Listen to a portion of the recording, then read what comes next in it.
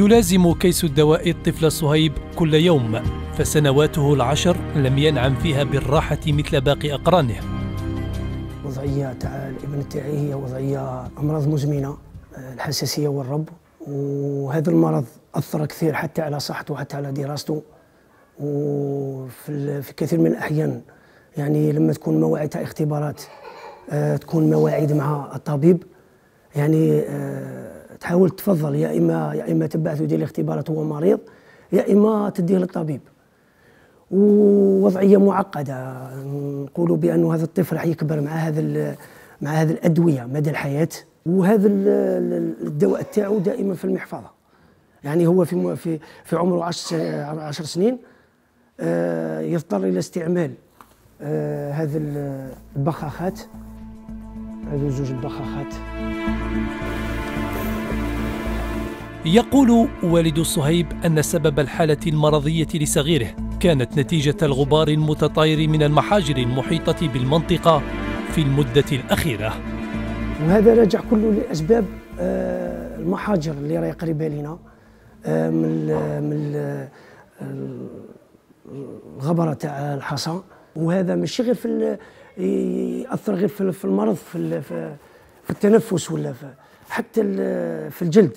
يعني يكون مرات تظهر حبيبات صغيرة كما نقولوا احنا، أمراض جلدية، يعني في عدة أعراض خطيرة، وهذا أثر عليه يعني حتى كما قلت لك حتى في جسمه.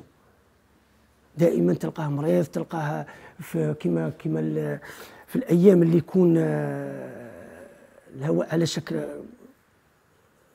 كما الفونتسابل، ما خليش حتى يخرج برا، لازم يقعد في الدار. منذ سنوات استوطن سكان ماريانو بحمر العين في تيبازا المنطقة يقولون أن طعم الحياة تغير منذ سنوات بفعل النشاط الكبير للمحاجر وسط صمت مطبق من الجمعيات البيئية والسلطات المحلية. الشروق تحقق سلطت الضوء في عددها الجديد على هذا الموضوع الذي نغص معيشة الأهالي والساكنة. تابعونا.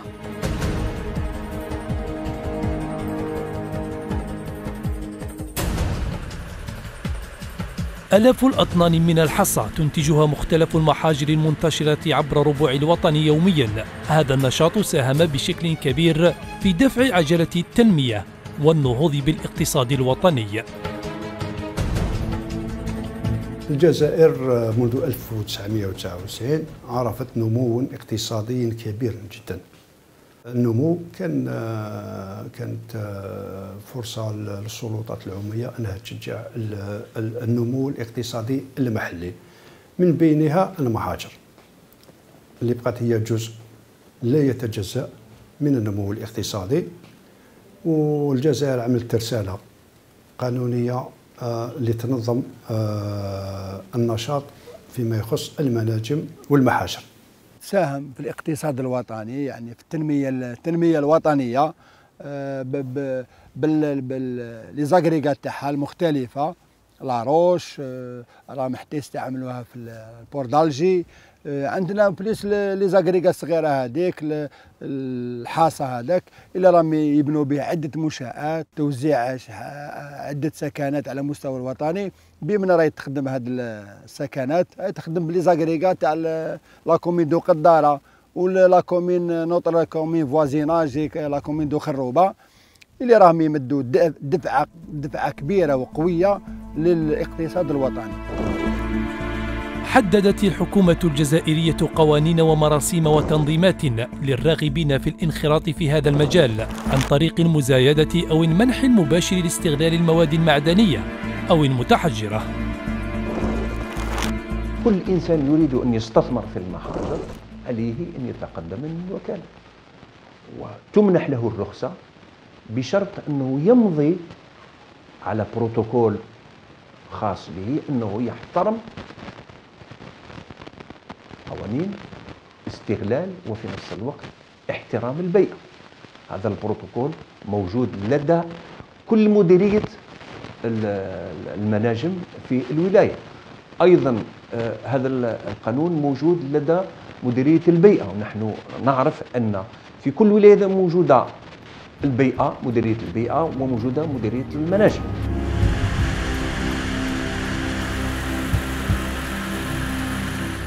فيما تسجل الوكالة الوطنية للنشاطات المنجمية أنام التي تسير هذا النشاط الاقتصادي 19 فرعا جهويا، وتمنح رخص استغلال وفق دفتر أعباء تصل إلى 10 سنوات حسب المادة الأولية المراد إنتاجها.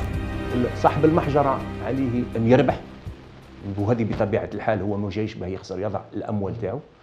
على المجتمع أيضا أن يتفهم أنه من خلال صاحب المحجرة أنه يقدم خدمة للمواطن. لازم تكون هناك عدالة بين صاحب المحجرة والمواطن. أيضا في الملف الثالث وهو ايكولوجيكمون يكون توليرابل، معناه مسموح به إذا احترم الصيانة وإذا احترم البيئة وإذا احترم سلامة المواطن.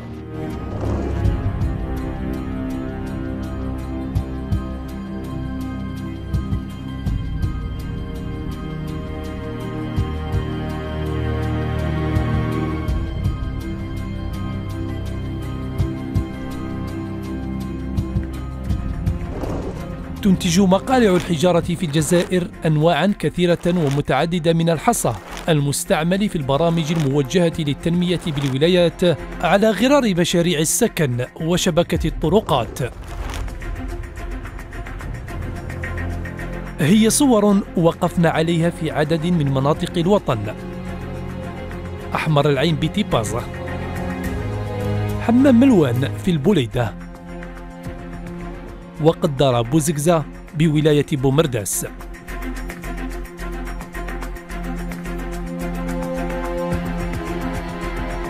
الوضعية هذه في السنوات الأخيرة استنفرت المواطنين والمجتمع المدني في عدد من الولايات، وترجمتها حركات احتجاجية ضد تفجيرات الديناميت.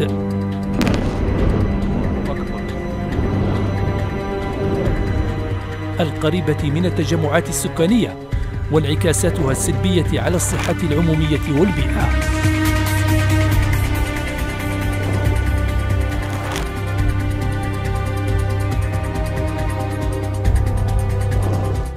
لدينا في الشرق الجزائري 84 كيلومتر من الطريق السيار. هذا يعني المسافة 84 كيلومتر تعتبر يعني ما هيش مسافة كبيرة، يعني إكمال ما لم يكمل في وقته المحدد. فالشركة الصينية طلبت يعني وفر لو دريناج جديد، يعني تسمح لي نتكلم بالفرنسوية، من أجل يعني وضع يعني بساط من الأحجار الكبيرة والمتوسطة لأماكن في الطارف وجزء من ولاية قلمة وحتى الحدود التونسية. هذه الأماكن مشهورة برطوبتها وبغزارة تساقط الأمطار. فالصيني، الشركة الصينية عندها دفتر الشروط أنها تضع الأحجار. الكمية المطلوبة سيدي الكريم 20 مليون طن. 20 مليون طن. 20 مليون طن. صاحب المحجرة كما قلنا في البداية ايكونوميكمون رنطابل، يعني لازم يدخل المدخول، ويكون عنده مدخول يعني قوي جدا في خلال 6 أشهر وفي خلال 8 أشهر. هو هنا يتدخل المشكلة نتاع التفجيرات. كيف؟ انه مين كان يفجر في الاسبوع او في 15 يوم يفجر تفجير ويستغله بشكل متوازن، كل يوم شحال يرحي، شحال كذا، شحال ينتج، فيصبح الان خاضع لطلب الشركه الصينيه. يعني يولي من المفروض انه يدير تفجير واحد في الاسبوع، يولي تفجير في 15 يوم يولي يدير تفجيرين في الاسبوع، وهنا يكمن الخطر.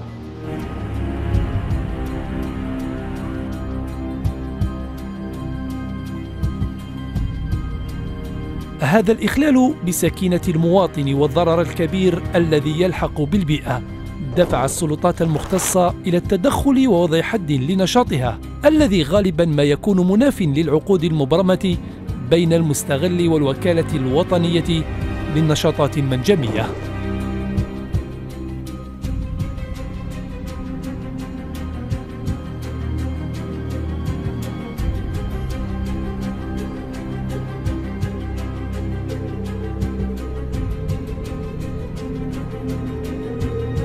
نصت المادة 124 من قانون المناجم الصادر سنة 2014 على وجوب المستغل احترام الشروط التقنية والتنظيمية المنصوص عليها في مجال استعمال المتفجرات.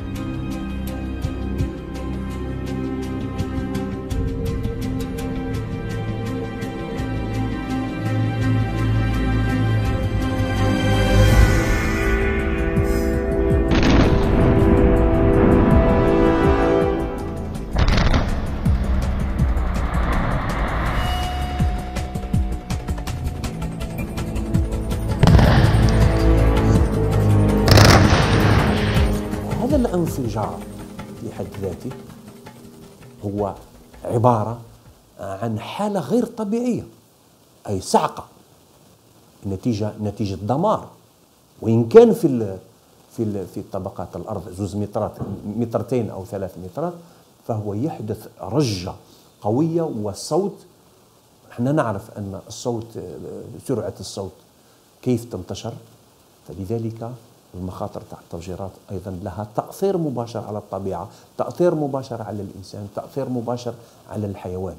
الزعزعة تاع الجو، زعزعة الجو في حد ذاته يعني شيء غير طبيعي. علاش يكون هذا دوي الانفجار عنيف؟ باسكو فيه دوز، ودوك هذه الامور التقنيه انا ما نقدرش بالك تعلمتها، ما كاين نسمعها هكذا ولا دي فوا نستفسر في امور وما يقول لك يكونوا يديروا يبوريو عندهم سارتين دوز. قال اوليو باش ندير 2 كيلو تبقى لهم هذيك، ولا عندهم يبقى لهم يزيدوا اوليو باش قال يرجعها ولا هذيك يدير في الحفره هذيك، وتكون اللي في تاعها بلي فورك نورمالمون يدير 3 كيلو، ولا مش شحال يديروا في الاخر يدير 5 كيلو. 5 كيلو تولي التفجير تاعها عنده الفوليوم اكثر من يكون في اللي نورم تاعو. يؤثر مباشرة في الطبقات الجيولوجية. أعطي مثال على ما قلته آنفا. الطبقة الجيولوجية الموجودة في حمام دباغ وحمام ولاد علي طبقة كلسية قد تتأثر بالتفجير، بالذبذبات، لا أقول التفجير فقط، ولكن الذبذبات التي تستمر في تحرك هذه الطبقات، وقد تغلق مجرى الماء الساخن الذي هو قريب جدا من أماكن التفجيرات. بوزقزة قدارة نسبة إلى جبل بوزقزة التاريخي، إحدى بلديات ولاية بومرداس. المنطقة اليوم تحت رحمة المحاجر العمومية منها والخاصة. في إقليم بلدية بوزقزة قدارة 7 محاجر، بالإضافة إلى محاجر أخرى راهي اون فاس لا فاساد دو نوتر كومين بلديه تاعنا، هما في اقليم خروبه. مي اللي راهي تسمى هما راهم في الواجهه تاع البلديه تاعنا، تسمى راهم قراب لينا. كي نحسبوا المحاجر نحسبوا بالك واحد بين 7 تاع قداره و8 ولا 7 واحد اخرين تاع رانا في 15 محجر. في منطقة بوكردان على سبيل المثال لا الحصر، تخلف المحاجر آثاراً سلبية كبيرة على الإنسان، على الحيوان وعلى البيئة بعد خرقها لدفتر الشروط المحدد لعملها.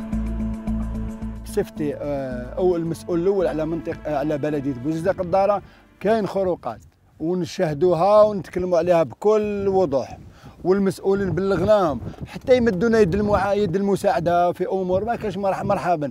بصح الفو با كاين دي ليميتي اخي. انا الغبار تاعك ما تضرليش به الطبيعه، صح الانسان ديفونديو عليه، والحيوان ما عندوش ربي اللي خلقه. هاي لي زيسباس اللي راهي موجوده هنا اليوم. بالك احنا فين بيريود صبت الشتاء، الغابات غسلت، جا رواح الايامات تاع الصيف، رواح المواد ماي، مواد جوان، جويي، وتشوف لا كولور تبدل. اليوم راهي الحمد لله خضراء، غدوه ان شاء الله تجي تبدل لا كولور، تقول ماشي هذه اللي شفتها. رانا نعاني يوميا من الغبار، راه دخل البيوت تاعنا من جانب يعني البيئه تلوثت، من جانب يعني صحه الانسان راهي في تدهور. كنشوفوا اغلبيه العمال ولا السكان تاع المنطقه راهم يعانيوا من امراض مزمنه ممكن تاثر عليهم سلبا في المستقبل. حال بوزقزة قدارة اليوم لم يستسغه الكثيرون هنا، فأصوات تعالت ووقفت في السابق ضد عمل هذه المحاجر أكثر من مرة وطالبت بغلقها.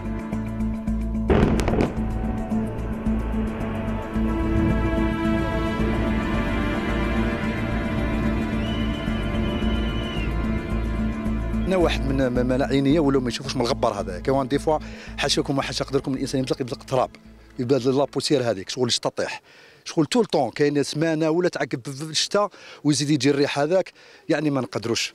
كاين امور اللي راهم يصراو في هذه المنطقه هذه والله غير عجيبه وعجيبه جدا يعني ما كاش الانسان ما يتصورهاش كيفاش راح تصرا. راهم هدموا لنا البيئه نتاعنا رحلوا لنا الناس نتاعنا رحلوا لنا الاولاد نتاعنا من المدارس نتاعهم. عندنا كارير طول طون نهار كامل لا نافيت تاع بالك واحد 500 600 كاميون بار جور يعقبونا ما كاش 5 مترات على الباب نتاع السيام والباب تاع البريمار. هذه التفجيرات تؤثر من الدرجه الاولى على المسنين واصحاب الامراض المزمنه وكذلك النساء الحوامل وكذلك تؤثر على البيوت. يعني التفجيرات هذه تسبقها هزه كما يقولوا زلزال يفجر ويشقق كامل البيوت. وحنا مواطنين بلديه بوزقزاق الداره لما نسمعوا الدوي هذاك لما نسمعوا الانذار لازم علينا نفتحوا التواقيت ديالنا النوافذ لازم نفتحوهم لانه ممكن يتساقط الزجاج حتى الزجاج يطيح في ديار كذلك. وبالعودة إلى المادة 124 من قانون المناجم فإن على المستغل الالتزام بحماية التراث الثقافي. لكن في المنطقة جبل بوزقزة الشاهد على الثورة التحريرية الكبرى طاله الاستنزاف. الشهداء اللي كانوا نقلوهم من محجرة نهار راح نديروا محجرة كانوا رفقة الشهداء نقلوهم من ندهم بلدية خروبة. من نأكد لك وهذه على شهادة كل المجاهدين تاعنا يعرفوا باللي كاين شهداء وين كان في وقت ما تقدرش مامبا عندك الوقت باش ترفد جثة شهيد وديها تدفنها تحت التراب ولا ما عندكش مامبا الوقت. نقول باللي جبل بوزقزة يبقى يشهد على التاريخ الفو لازم نسيجوه تبقى منطقة تاريخية تبقى يشهد بها العالم وبالخصوص بلادنا الجزائر. علاش نخسر جبل بوزقزة؟ عندنا جبل واحد اخرين جبل بوزقزة الفو با توشي مي سي دوماج. واش راح نقول لك انا بالك واش نشوفوا حنايا سلطات الفوق بالك تشوف خير منا. الوقوف أكثر على نشاط هذه الشركات الاقتصادية استلزم على فريق الشروق تحقق التنقل إلى مناطق أخرى من البلاد. هنا حمر العين الوضع لا يختلف كثيرا على قدارة فحوالي 10 محاجر بمحاذاة سكان حوش ماريانو.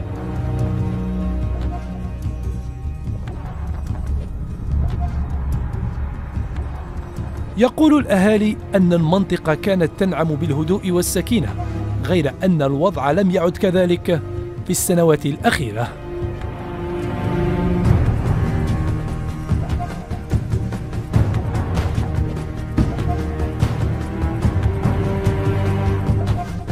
طلبت أنا حفظنا المحجرات هذو ما يساعدوناش قرب لينا بزاف والمينا ما تبني ولا دير بلافو ولا ما يروح فهمت بلافو ما يقعدش الحيطان يتشقوا شغل بيقول تعب باطل فاهم.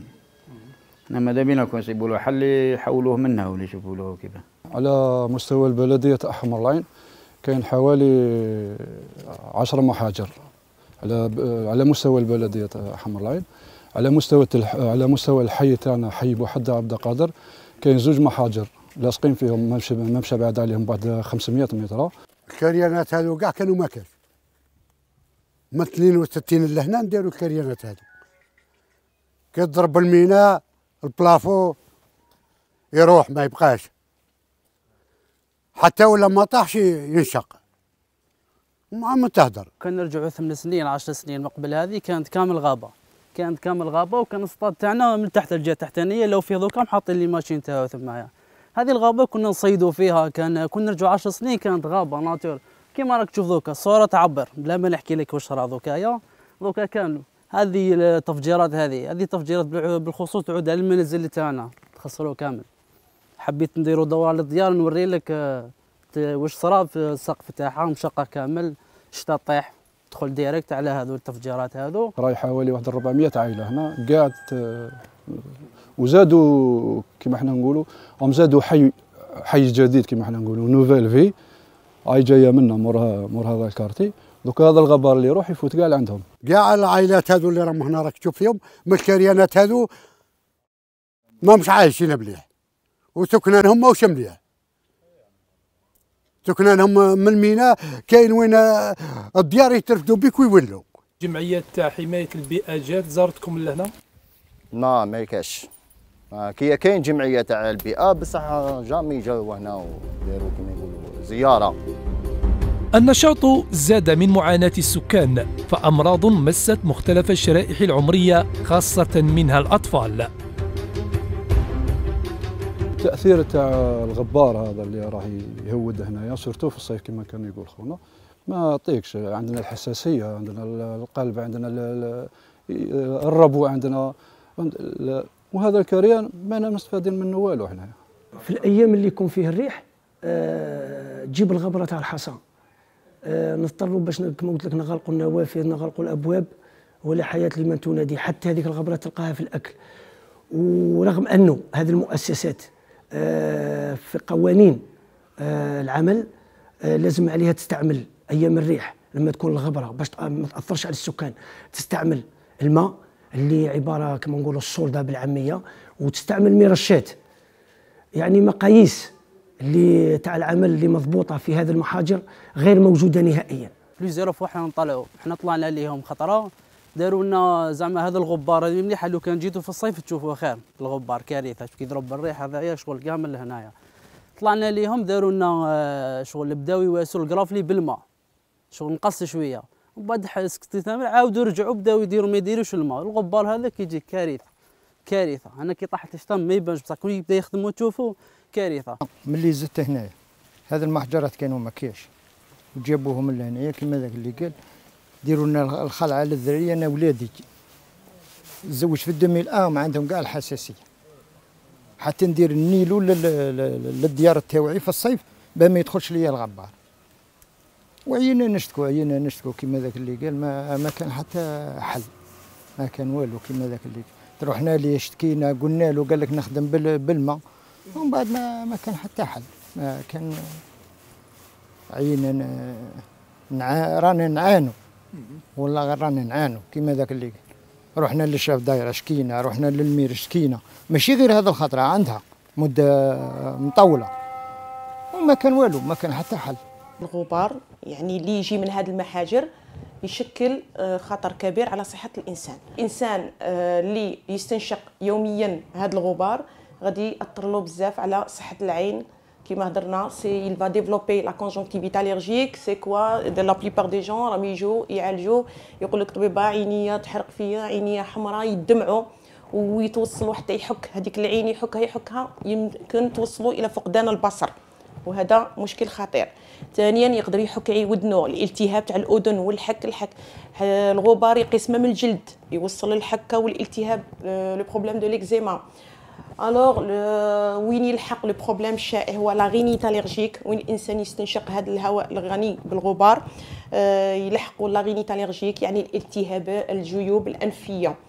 كي تلتهب الجيوب الانفيه يصرى التهاب الحكه، السيلان والانسداد. الأمراض الموجودة الآن من الحساسية والأمراض الموجودة لدى الأشجار يعني بتأثر بتراكم الغبار الأبيض هذا الذي هو خطير جدا على البيئة. الأمراض التنفسية في زيادة مستمرة، وكذلك الأمراض الجلدية، وهذا مما يتطلب تدخل سريع على الأقل لأخذ الاحترازات، وحتى ما تكونش اون بو لابلي اون ايبيديمي تاع المحاجر تاع الغبار. كاين بعض المستغلين للمحاجر يستخدمون المياه لتنظيف أو لإزالة الغبار حتى لا يتصاعد، وهناك البعض لا يستخدم هذه الوسيلة اللي هي التنظيف. لماذا؟ لأنه يرى أن الماء كتكلفة زائدة بالنسبة للطن من إنتاج الطن للحصاد، فيقول لك ما كانش مراقبة، ما كانش إنسان يعني يوجهني يراقبني. في بمجرد انه يفتح الآلة تاعو يبدا يشتغل على 8 أو على 7 صباحا تجد الغبار يتطاير وينتشر. الأعراض لن تتوقف هنا، بل قد تتطور إلى أمراض خطيرة أخرى، من أبرزها مرض السيليكوز، وهو ما توضحه الدكتورة سهام عزيزة رحوي الأخصائية في أمراض الصدر والحساسية. هذا الاستنشاق كما هضرنا تاع المشكل هذا يفا سانستالي او نيفو دي برونش في القصبات الهوائيه، وين المريض باغ لا سويت il va développer l'asthme bronchique. العمال هم اكثر عرضه لهذا الخطر، والخطر هو كبير عليهم. سي ان غران سون اكسبوزي ان غران دونجي parce que ils vont développer une maladie حنا نسموهم les maladies professionnelles. Maintenant je vous ai donné un problème, un exemple sur la silicose. يعني الانسان كيبدا يستنشق هذاك الهواء اللي كيريش en microbes, bactéries et pas mal de trucs. Il va toucher les bronches, les bronchioles et puis les alvéoles. Il va développer certaines maladies qui sont يعني même تعالجهم ما يتعالجوش باسكو يديفلوب يتقدموا غير للامام، ما كاينش الرجوع للوراء. أمر آخر لا يمكن أن نتجاوزه في استطلاعنا، فالتفجيرات تؤثر أيضا بشكل مباشر على نفسية الأطفال. فيه تأثير نفسي، أنه دائما متأخر في الدراسة، والدليل أنه رسب في سنة، يعني دائما عنده تأخير. هذا المرض يأثر حتى نفسيا، وهذه حالة من الحالات اللي موجودة هنا في الحي.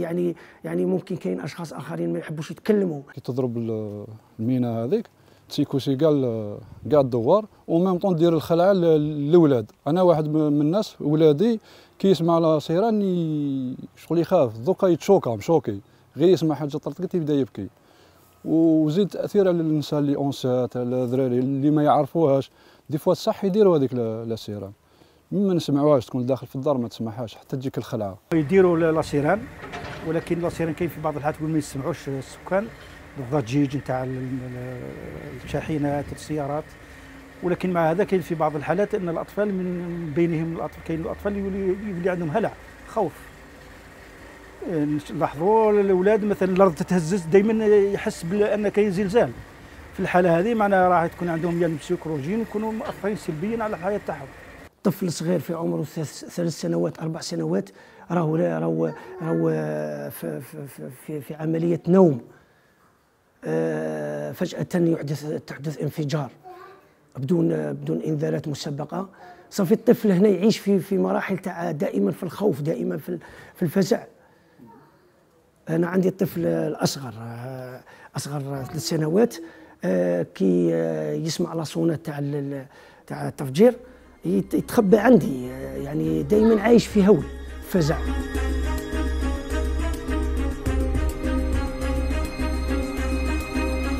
هذا الخطر الذي يواجه أبناءنا اليوم دفعنا للوقوف أكثر عليه من خلال طرق أبواب الأخصائيين النفسانيين. الأستاذ بوسعد مصطفى يؤكد أن وجود المحاجر بمحاذاة التجمعات العمرانية يؤثر بالسلب على نفسية السكان ويتسبب في اضطرابات خطيرة للأطفال. هذه التفجيرات هي من صنع الإنسان وتدخل في الصدمات النفسية. الصدمات النفسية عندنا نوعين، كاين صدمة نفسية آنية، يعني تحدث مثلا صدمة بعدها مباشرة كاين مجموعة من الأعراض عادة تكون من بسيطة إلى متوسطة، والعامل الزمن عندنا من 24 ساعة إلى 3 أيام، يعني هذه درجة بسيطة ممكن أي شخص يتعرض لها. لكن كاين النمط الثاني من الصدمات النفسية سكون أبيل PTSD وبيان بوست تروماتيك، يعني كاين صدمة عنيفة جدا وين ما تبينش كل الأعراض في نفس الوقت في نفس الحجم الساعي وفي نفس المكان، لكن بمرور الزمن مع مرور الوقت رايحين يخرجوا أعراض واحد أخرين. سكون أبيل بوست تروماتيك عبارة عن عقدة نفسية بالنسبة لشخصية الطفل، يعني وين يلحق هذاك الوقت ولا هذاك المكان سواء عامل زمني أو عامل مكاني راح يتفكر هذاك الانفعالات الناتجة عن الصدمة. دونك هذه الانفعالات تسبب له نوع من إحباطات ومشاعر الخوف المرضي سكون أبيل لا فوبي. دونك هذا الخوف المرضي عنده عدة أعراض على المستوى العائلي، على المستوى الدراسي، على المستوى السلوكي الاجتماعي. دونك هذا هو الرابط اللي يكون ما بين الحدث الصدمي والأعراض. حمام الوان المنطقة الحموية بعاصمة الورود البليدة هي الأخرى تنشط بها محاجر الحصى. الوضع هنا قد يبدو أقل حدة من باقي المناطق التي وقفنا عليها، لكن جمعية الأزرق لحماية البيئة تقول أن تجاوزات كبيرة تحدث في حق المحيط الغابي وامتدت إلى الحيوان والإنسان.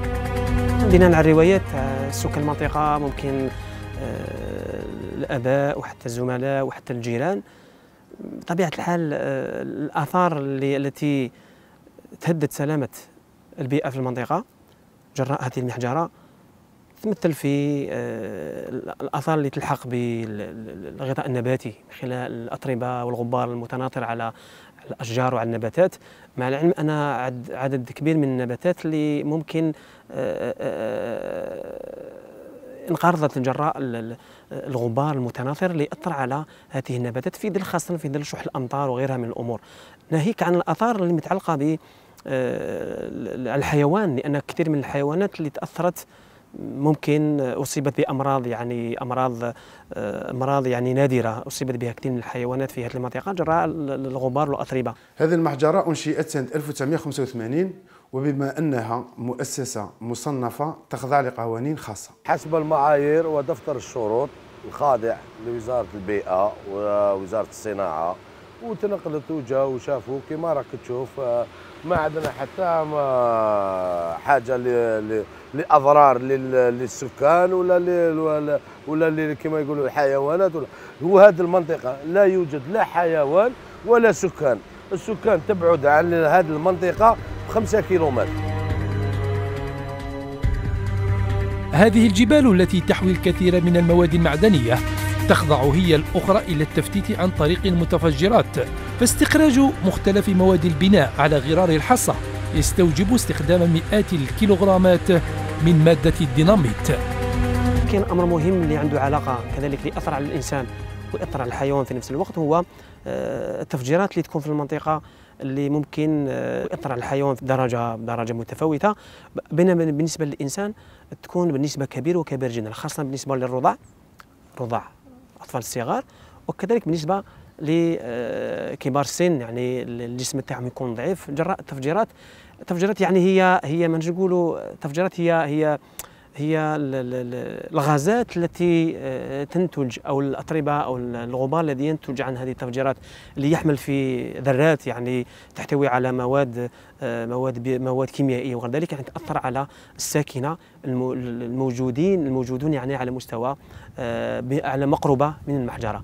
بالنسبه للمتفجرات فيه رخصه، وهذيك الرخصه من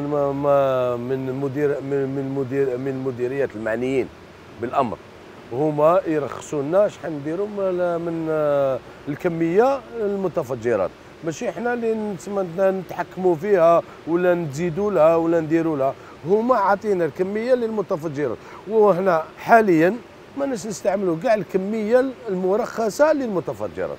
وشحال هي؟ رانا نستعملوا نصف الكميه. شحال بالتقريب؟ بالتقريب قنطار ونص، قنطار و800، 2 قناطر ماكسيموم. هذا الامر يعني منذ الثمانينات والناس تعاني من هذه التفجيرات، ناهيك عن التصدعات او التشققات اللي تتعرض لها المنازل تاع السكان تاع المنطقه. لا كارير elle pose aucun problème pour les fissures ولا لي فيسور تاع الديار. وهناك هاوليك هاي عندي الإدارة هنايا، هاي في المحجرة على ما صار لا والو الإدارة. حملت المادة 48 من القانون المنظم لتسيير المناجم جملة من الشروط ينبغي على صاحب المحجرة الالتزام بها، حيث نص صراحة على أنه عند انتهاء الترخيص المنجمي يجب على صاحبه أن ينفذ فوراً وعلى نفقاته الأشغال المقررة صراحة من طرف السلطة الإدارية المختصة، لا سيما تأهيل وإعادة الأماكن إلى حالتها الأصلية والحفاظ على المكمن وحماية طبقات المياه الجوفية وجريان المياه السطحية وكذلك حماية الأمن العمومي.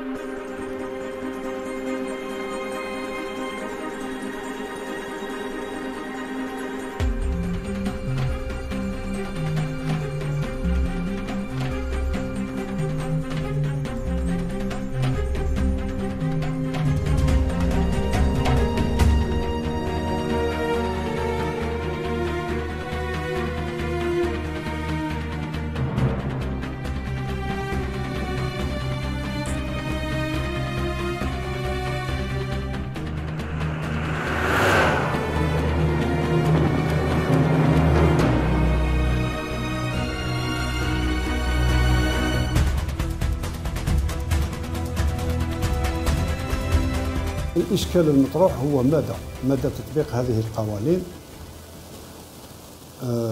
فيما يخص التنظيم وحسن استعمال هذه المحاجر في إطار البيئي.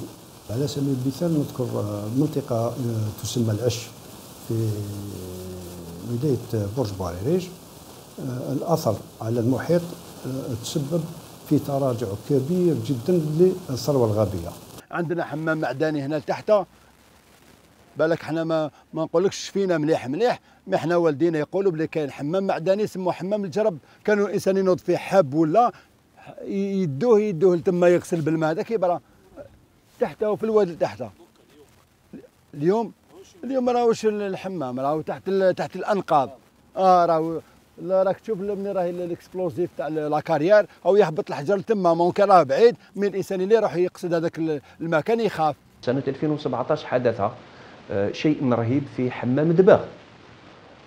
قمنا بتبليغ قيادة المنتدى وانتقلت لجنة إلى حمام دباغ لأن هناك شلال محمي من أونسكو ومحمي من السلطات في البلد حدثت به يعني مشاكل بالنسبة لتدفق المياه الحموية أو المياه الحارة، فتحركنا بسرعة وقمنا بتبليغ السلطات، وقمنا أيضا بنداء لأصحاب القرار أن هناك الماء أصبح يغور وأصبحت أماكن تدفق المياه الساخنة في خبركان في الشلال الرئيسي لحمام دباغ، وانتقلنا للمكان وصورنا ويعني نشرنا ذلك الخبر في الفيسبوك وقمنا بتبليغ.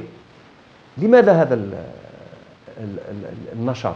لأن حمام دباغ مكان سياحي جدا ويتدفق عليه السواح في الشتاء وفي جميع الفصول، ولكنه محاط بحوالي 12 محجرة في محيط أقل من 10 كيلومتر، لكن ما زالت الأمور، ما زالت التفجيرات تقوى، ما زالت الاستغلال بشكل يعني يصدم الإنسان ويصدمنا نحن كمنتدى جزائري لحقوق الإنسان والبيئة، أننا نقول علينا احترام جمالية الطبيعة وجمال الطبيعة وفي نفس الوقت السياحة. منطقة الحمادنة دونك ولاية الشلف منطقة قريبة لتنس، كذلك الثروة الغابية في المنطقة هذيك قضي عليها. كاين منطقة في عين توتة ولاية باتنا في اتجاه بسكرة كذلك كاين حوالي تفوق 20 محجرة، نقدر نصنفوها بأنها كارثة فيما يخص الفلاحة. دونك تراجع كبير في الأراضي الزراعية، تراجع كبير في الأراضي السهبية، ريبركيسيون سور لا ناب فرياتيك تسمى بسبب التفجيرات ولا مما أدى إلى عدم وجود الماء في الآبار. سخرت الوكالة الوطنية للنشاطات المنجمية لجنة خاصة تحت مسمى مهندسو شرطة المناجم. الهيئة تسهر على الرقابة وتنفيذ مخططات تسيير البيئة وتطبيق أحكام القوانين والنصوص التنظيمية المتعلقة بحماية البيئة في النشاطات المنجمية. تكلمنا وما زلنا نتكلموا، راهي ثروة اقتصادية للبلاد تاعنا، بصح لازم تكون تعليمات صارمة في مجال تطبيق القوانين الخاصة بالبيئة، قوانين تاع اليمين للوا، كاين دي لوا لازم نعاين محاجر هادو ونتفقدهم كسلطات محلية نراسلوا، ما يكفيش لازم تكون سلطات واحدة أخرى وراي شرطة المناجم. هادو كامل ستيشان اللي تتبع هذه المحجرة. كاين شرطة المناجم هادو الفو لازم يكونترولي شاك فوا، يتبع وندير زيارات فجائيه، ما نروحش قال افيك نورد ميسيون نروح قال راني جاي يعني سي نورمال. انت انا كي تجيني ضيف للدار واش حبيت ندير؟ نبقى نوجد نبريباريك جا ضيف عندي، ونفس الشيء المحجره انت كي تروح تجي قال فوالا جينا بور انسبيكسيون واش حبيت؟ هاي نقاص قال فوالا ما تدورش الماشينه، حبس بالعقل ندير دي فيزيت لامبروفيزيتي، نخرج على فجاه قال طاف ندخل عليه ما يعرفش. حنا يوميا عندنا الماء، بما انه قلت لك عندنا 17 ولا 15 محجاره، كل يوم عندك انفجار، نهار بنهار عندك انفجار. ندير هنا نكومبي هنايا وتشوف لي زيفي. اوني با كونتر، ومازالني نتكلمها، قلتها في العوده السابقه تاعي، ما رانيش كونتر المحجره، راني كونتر التعامل كيفاش نتعاملوا، نخدم في اطار قانوني. اطلب من المديريات الوصيه الطاقه والمناجم والبيئه والمحيط انها تتخذ اجراءات صارمه صريحه. اولا صريحه انه صارح المستغل انه اخترق القانون، صارمه اننا نواجه هذا المستغل للمحجره، انه ايضا نكون معاه صارمين في تطبيق القانون، وفي نفس الوقت ردعيه.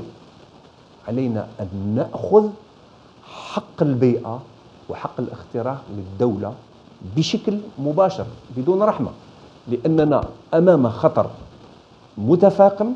هذا الخطر هو سلامه المواطن، هو المحيط والبيئه، هو الصحه اللي تعني الجميع، وخاصه الصحه العموميه والمحيط.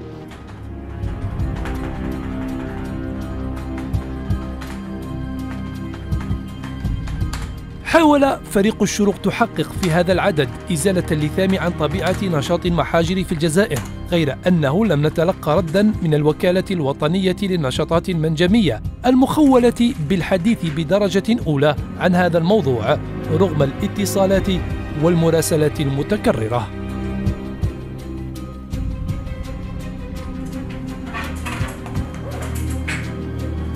بتفكير آخر مصلحتهم أولى من مصلحة المواطن.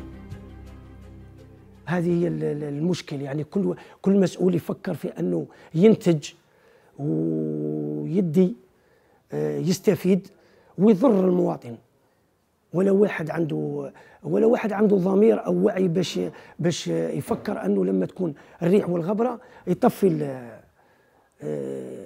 ما يشغلوش هذا المحاجر. بما أنه أنا مسؤول الأول عندي صلاحيات لكي أحارب هذه الظاهرة، بس راني عندي مسؤولية حفظ الصحة تاع المواطن، صحة المواطن بالدرجة الأولى، النظام العام والسكينة والطمأنينة. هذو شنو؟ هذو كاع يكملوا في هذا الآخر. إلا كان عفس رئيس بلدية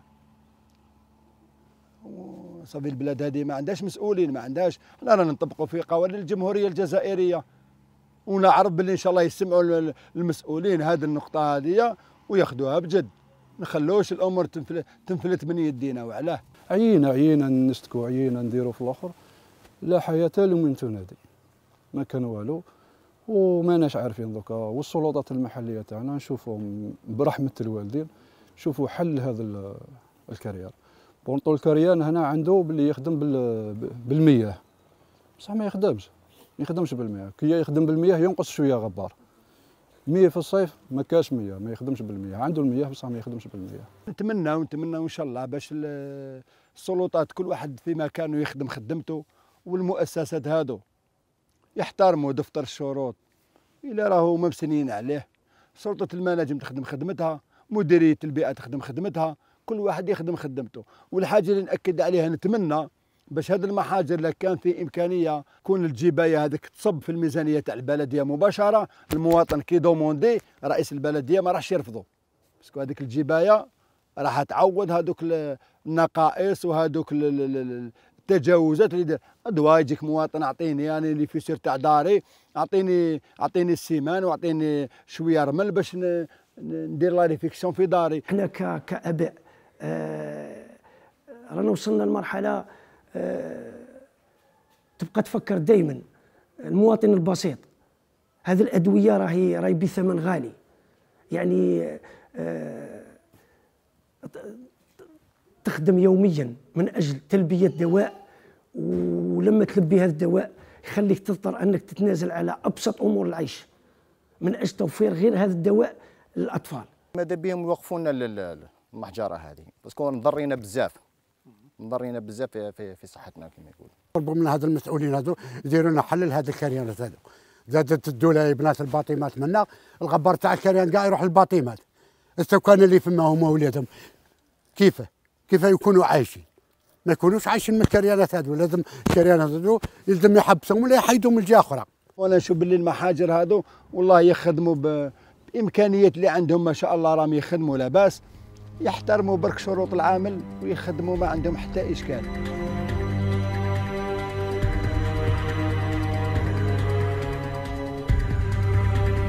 يقول المختصون في الجزائر أنه رغم الإجراءات والمجهودات التي تقوم بها الدولة لحماية حياة الإنسان والبيئة، إلا أن الخطر لا يزال قائما ويزداد يوما بعد يوم. هذا الأمر فيما يخص النشاط إلى احترام القوانين والشروط البيئية. المحاجر هي ثروة، وثروة وقيمة مضافة للاقتصاد المحلي. لابد من احترام القوانين، والجزائر يعني السلطات السياسية والإدارية المركزية عملت ترسانة كبيرة لتنظيم هذا النشاط. القطاع الخاص والمجتمع المدني من واجبهم تنفيذ هذه القرارات وهذه المخططات والبرامج. هي راهي ديفلوبي في حاجه مي اون ميم طون ال ديتروي لا سونتي تاع لي جون.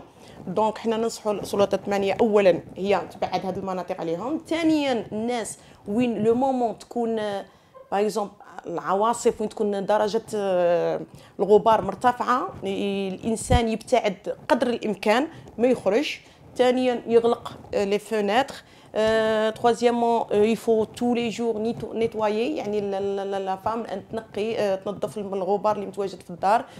les gens qui sont dans leur voiture il essaie de fermer يعني هذوك الزجاج النافذه.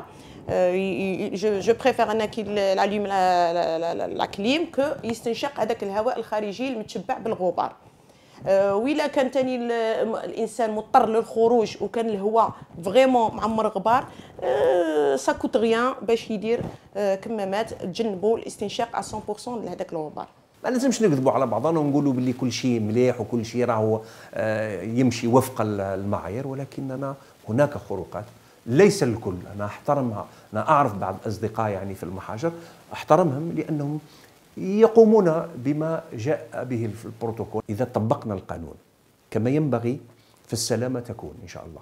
أما إذا اخترقنا القانون فيبقى المواطن يعاني، وتبقى الطرق تعاني، ويبقى الغبار موجود، وتبقى الإشكالية وهي إشكالية الفوضى، عدم احترام سلامة الإنسان وعدم احترام القوانين التي نصت عليها الاتفاقية بين المستغل وبين مديرية المناجم. فيما يخص العلاج كاين دو تيب، كاين نمطين. النمط الاول تجنب مصادر الضغط النفسي وتجنب مصادر الصدمات النفسيه، لانه بتكرار الصدمات النفسيه رايحين ندخلوا في لافاز كرونيك، يعني في الامراض المزمنه. كما نعرفوا دركا كثير جدا من الامراض العضويه هي اسبابها نفسيه، مثلا ارتفاع ضغط الدم، مرض السكري، القولون العصبي، امراض البهاق والجلد وغيرها من الامراض. دونك النمط الاول هو تجنب هذه المصادر.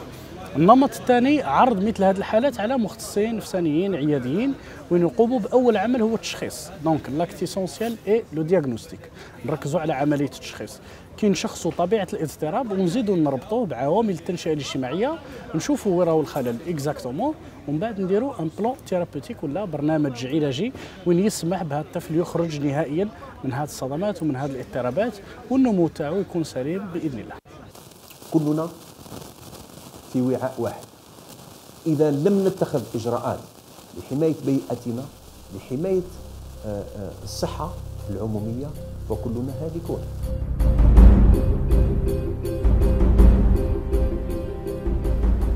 المؤكد أن السؤال الذي يبقى مطروحا بإلحاح من يتحمل مسؤولية ما يقع من تجاوزات وخروقات في حق الإنسان والبيئة. الإجابة تبقى معلقة في انتظار رسم خارطة تؤطر وتنظم هذا النشاط الاقتصادي الفعال في الجزائر. كان معكم فيصل قنفود لبرنامج الشروق تحقق.